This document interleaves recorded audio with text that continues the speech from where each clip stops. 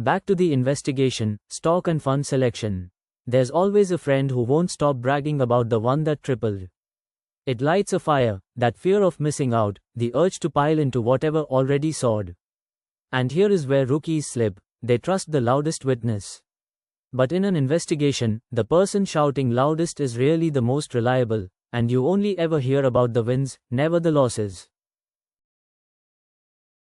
Meet Aditya. He is 28, an IT professional from Hyderabad, investing 35,000 rupees a month in a sensible plan. But he has a friend who will not stop bragging, a stock that tripled, a fund that mooned, always the big win. Aditya feels it, that hot, sinking fear of missing out. Everyone seems to be getting rich but him. Shouldn't he just pile into whatever already soared, before it's too late? Here is the rookie move, chasing the rocket after it has already launched. The urge is to buy exactly the thing that already tripled, because it feels safe and proven. But you'd be buying after the run, not before it, paying the highest price for the smallest room left to climb. A detective doesn't arrest someone just because a crowd is pointing and shouting, the noise is not the evidence. So Aditya did the patient thing, he asked the detective's question, "What am I not being told?"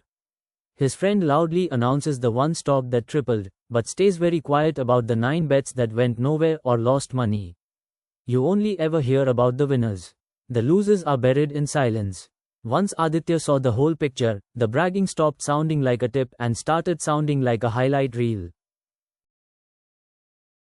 Here is what InvestPro wants you to notice.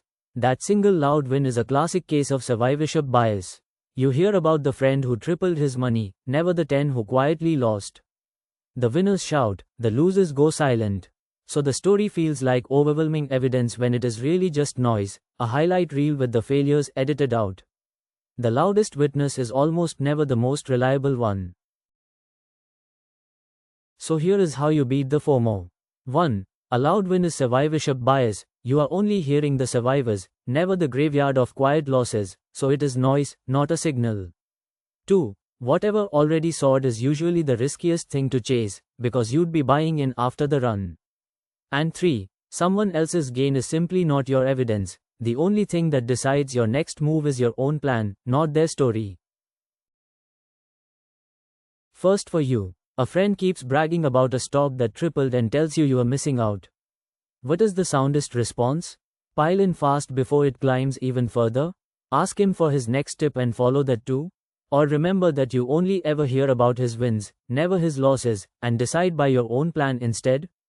It is the middle one. His highlight reel is not your evidence. The wins are loud and the losses are silent, so his story tells you almost nothing about what you should do.